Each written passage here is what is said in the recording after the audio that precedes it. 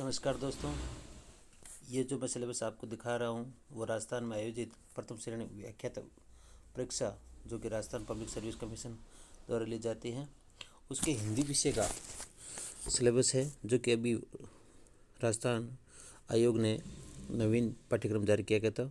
उसको मैं विस्तारित रूप से आपको समझा रहा हूँ, उसी के अनुसार अपन को पढ़ना है। ये इसमें थोड़ा काफ़ी पिछली बार के मुकाबले काफ़ी चेंज हुआ है, तो आप उसको मद्देनज़र रखते हुए अपना अध्ययन करें। इसमें पहला खंड दे रखा उच्च माध्यमिक स्तर का, इसमें लिख रखा है अपन को वर्ण व्यवस्था। वर्ण व्यवस्था में सबसे अहम चीज़ होती है स्वर व व्यंजनों का वर्गीकरण, और दूसरा है आपके कोश क्रम शब्द। अगला टॉपिक है शब्द वर्गीकरण जो स्रोत के आधार पर है, जिसमें तत्सम तद्भव विदेशी, जिसमें देशी शब्दों को बाहर निकाला गया है। शब्द वर्गीकरण अगला है टॉपिक शब्द वर्गीकरण, ये व्याकरण के आधार पर है, जिसमें मूलतः संज्ञा सर्वनाम विशेषण क्रिया व इन सभी के भेद आपको अलग अलग से सबको पढ़ना है, और क्रिया विशेषण व भेद। इससे अगला टॉपिक है अपने व्याकरण व कोटियाँ, जिनमें अपन को लिंग वचन कारक काल ये पढ़ना है। इनको अपन लोग विस्तारित रूप से आगे अध्ययन करेंगे। और अगला टॉपिक देखा शब्द रचना। शब्द रचना के अंदर आपको संधि एवं भेद, जिसमें इन्होंने अलग से मेंशन कर रखा है स्वर व व्यंजन संधि, आपको विसर्ग संधि को छोड़ देना है। अगला है इसमें समास व भेद, आपको समास पढ़ना है, समास के अलग अलग जो भी इसका भेद है उनको विस्तार रूप से और उदाहरण सहित पढ़ना है। अगला है उपसर्ग, अगला है इसे प्रत्यय व उसके भेद। अगला टॉपिक है शब्द ज्ञान। शब्द ज्ञान के अंदर आता है पर्यायवाची शब्द, विलंब शब्द, अनेकार्थी शब्द, समश्रुत भिन्नार्थक शब्द, वाक्यांश के लिए एक शब्द। इनमें से सबसे अहम चीज़ होती है वो है अनेकार्थी शब्द और समश्रुति भिन्नार्थक शब्द। वाक्य अगला टॉपिक है वाक्य रचना। वाक्य रचना के अंदर आपको वाक्य एक अंग विशेष तौर से आपको पढ़ना है, सरल मिश्र वाक्य जो भी है, वाक्य के भेद। इससे अगला टॉपिक है शब्द शुद्धिकरण। इसमें से क्वेश्चन आते हैं वाक्य शुद्धिकरण, जिसमें आपको छोटी सी त्रुटि दी जाएगी, लिंग वचन काल कारक संबंधी जो भी है आपको उसमें पहचाना होता है, उसके अनुसार आपको उत्तर अपना तय करना होता है। अगला है मुहावरे एवं लोकोक्तियाँ, और मुहावरे लोकोक्तियों का मुहावरों वैसे लोक और लोकोक्तियाँ आपको अर्थ तो बताने होता है, साथ साथ में इनके कई बार वाक्य में प्रयोग भी पूछ लिया जाता है कि वाक्य में इनका आप प्रयोग कीजिए, उसके अनुसार पूछ लिया जाता है, तो अपन को उन्हीं के अनुसार आंसर देना होता है। अगला है खंड द्वितीय स्नातक स्तर पर, यह यहाँ से मुख्य रूप से क्वेश्चन पूछे जाते हैं और इनको अपन को विस्तार रूप से पढ़ना भी होता है। यहाँ पर सबसे पहला टॉपिक दे रखा है अपन को सब शक्ति या माधुर्य लक्षण सब शक्ति वो वाले, ठीक है। अगला है काव्य गुण, इनके भेद व उदाहरण।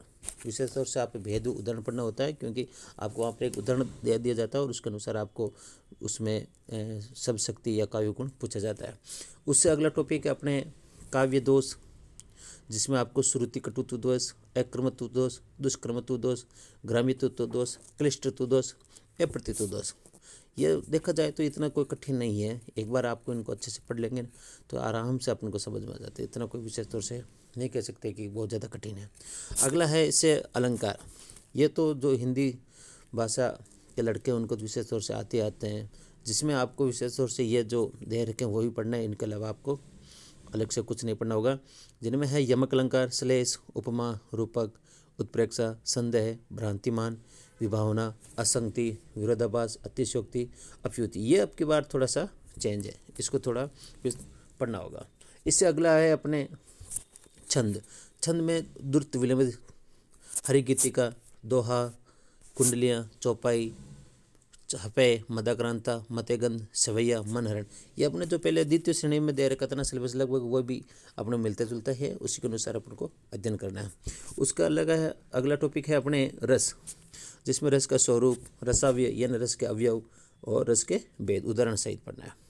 इससे अगला मुख्य टॉपिक ये आता है अपन को हिंदी साहित्य का इतिहास। यहाँ से क्वेश्चन बनते आपको पता, और हिंदी वाले लड़के को यहाँ से पढ़ना होता है, जिसमें आपको इतिहास लेखन की परंपरा का ध्यान होना चाहिए, प्रमुख इतिहास ग्रंथ इतिहास लेखक के बारे में जानकारी होना चाहिए, और इसके साथ साथ हिंदी साहित्य का आरंभ काल विभाजन और उनके नामकरण पता होना चाहिए। इसके लिए आपको रामचंद्र शुक्ल की किताब पढ़नी है। और अगला है आदिकाल। आदिकाल में रचनाओं की प्रामाणिकता, प्रमुख उसकी प्रवृत्तियाँ, प्रमुख रचनाकार एवं उसकी रचनाएं। अगला है भक्तिकाल।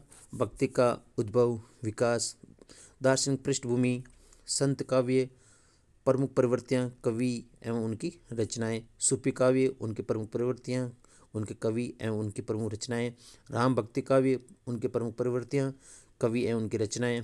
कृष्ण भक्ति काव्य, प्रमुख प्रवृत्तियाँ, कवि एवं रचनाएं। इसमें आपको सगुण व निर्गुण उसी के अनुसार पढ़ना है। अगला आ जाता है अपने रीतिकाल। रीतिकाल में रीतिबद्ध जिसमें उनकी प्रवृत्तियाँ और कवि एवं रचनाएं। अगला रीतिसिद्ध, प्रमुख प्रवृत्तियाँ और रचनाएं। अगला रीतिमुक्त, प्रमुख प्रवृत्तियाँ एवं कवि एवं उनकी रचनाएं। इससे आगे आ जाता है अपने आधुनिक काल, जिसमें नवजागरण, हिंदी खड़ी बोली गद्य का विकास, भारतीय युगीन गद्यकारों का योगदान और भारतीय युगीन पत्रकारिता। इससे आगे टॉपिक है अपने गद्य की विविध विधाओं का विकास, जिनमें आपके आता है नाटक, एकांकी, निबंध, कहानी, उपन्यास, आत्मकथा, जीवनी, यात्रा वृत्तांत की प्रमुख प्रवृत्तियाँ, रचनाकार एवं उनका रचनाओं का परिचय। यहाँ से क्वेश्चन आता है, इसलिए आपको इसको तो विशेष तौर से पढ़ना ही पढ़ना होता है। ठीक है, आगे है पद्य का विकास, भारतेंदु युग, छायावाद, ये वाला आपको पढ़ना होता है, जिसमें आपको भारतेंदु युग, द्वैध युग, छायावाद, प्रगतिवाद, प्रयोगवाद, नई कविता व समकालीन हिंदी कवि की प्रमुख प्रवृत्तियाँ, कवियों एवं रचनाओं का परिचय। अगला अपने अलग अलग खंड दे रहेगा, जिनमें आपके तृतीय खंड स्नातकोत्तर स्तर, जो आपके एमए का होता है ना सिलेबस, उसी के अनुसार आपको दे रखा है। जिसमें सबसे पहला है आपके काव्य शास्त्र। काव्य शास्त्र को आपको, जिसमें आपको देखा काव्य हेतु, काव्य लक्षण, काव्य प्रयोजन, और इसके साथ साथ आपको रस निष्पत्ति, साधारणीकरण, ध्वनि सिद्धांत, वक्रोक्ति सिद्धांत और अरस्तु का अनुकरण सिद्धांत व त्रासदी, ये आपकी बात थोड़ा सा अलग है। लोजेनेस का एक उदात्त तत्व, हिंदी भाषा का उद्भव और विकास, यहाँ से आपके क्वेश्चन बनते हैं। इसलिए आपको यह वाला जो टॉपिक है विशेष तौर से इसको विस्तारित रूप से और अच्छे से पढ़ना है। अगला टॉपिक है अपने निर्धारित पाठ दे रखे, उसी में कबीर ग्रंथावली। कबीर ग्रंथावली जो कि श्याम सुंदर दास द्वारा रचित है, उसके साक्य के प्रथम 5 अंक और पद के प्रारंभिक 10 पद। अगला है अपने जायसी ग्रंथावली, इसमें आचार्य रामचंद्र शुक्ल का नागपति वियोध खंड वो वाला पढ़ना है। यहाँ से क्वेश्चन बन जाता है रामचंद्र, क्योंकि हिंदी साहित्य का आप इतिहास पढ़ रहे हो तो रामचंद्र शुक्ल को तो आप छोड़ ही नहीं सकते, उसके बारे में तो आपको विस्तारित पढ़ना ही पढ़ना है। अगला है रामचरितमानस में तुलसीदास, गीता फ्रेश, गोरखपुर, बालकांड का क्वेश्चन बनता है। अगला है इससे आगे ब्रह्मर गीतसार, सूरदास, सहायक आचार्य रामचंद्र शुक्ल, यहाँ से भी आपके क्वेश्चन बनता है। और अगला है आपके बिहारी रत्नाकर, जगन्नाथ दास रत्नाकर द्वारा दोहे, प्रारंभिक 25 दोहे पढ़ने उसके, उससे ज़्यादा आपको नहीं पढ़ना। इससे आगे आ जाता है गणानंद कविद, जो कि आचार्य विश्वनाथ प्रसाद मिश्र द्वारा रचित हैं। उसका प्रथम शतक, प्रारंभिक 10 छंद आप उनको पढ़ने हैं। आगे आ जाती है साकेत, मैथिल शरण गुप्त का, और उसका विस्तार अलग से मेंशन कर रखा है नवम सर्ग, वो अपन को नवम सर्ग है जो विस्तार से पढ़ना है। इससे आगे आ जाता है राम की शक्ति पूजा, जो कि सूर्यकांत त्रिपाठी निराला जी की है, वो अपन को विस्तारित रूप से पढ़ना होता है। आगे आ जाती कहानी है मन्नू भंडारी जी की, वो है आपका बंटी। और कहानियाँ कफन प्रेमचंद जी की, पुरस्कार जयशंकर प्रसाद जी की, ये आपको पढ़ना है। आगे आ जाता है आपके गैगरिन रोज, ये आगे जी का है, ये आपके बार सिलेबस में अलग से मेंशन है और आपके बार इसको ऐड किया गया, तो शायद इसमें से आपके क्वेश्चन बनने की बहुत ज़्यादा संभावना है। और इसे आगे गदल रांगे राघव जी की, और चंद्रगुप्त, ये भी आपकी बार अलग से है। और अगला सिलेबस है अपना खंड चतुर्थ दे रखा है, जिसमें आपको शिक्षण शास्त्र से संबंधित क्वेश्चन पुटअप किए जाए, वो ज़्यादातर क्वेश्चन 10 क्वेश्चन आते हैं, तो इसमें से आपको 10 क्वेश्चन मिलेंगे, जिसमें शिक्षण अधिगम सामग्री, शिक्षण अधिगम में संगणक एवं सूचना प्रौद्योगिकी का प्रयोग। इसमें टॉपिक दे रखा है शिक्षण शास्त्र एवं शिक्षण अधिगम सामग्री, जिसमें किशोर अधिगमकर्ता हेतु अनुदेशनात्मक रणनीतियाँ, जिसमें दे रखा आपको अलग से मेंशन कर रखा है। इसी के अनुसार अपन को अध्ययन करना है। संप्रेषण कौशल एवं विविध शाब्दिक एवं अशाब्दिक कक्षा संप्रेषण रणनीति का प्रयोग एवं उनका उपयोग। शिक्षण प्रतिमान, अग्रिम संगठन प्रतिमान एवं परीक्षा प्रतिमान, सूचना प्रसंस्करण, सामूहिक अन्वेषण, गैर अनुदेशनात्मक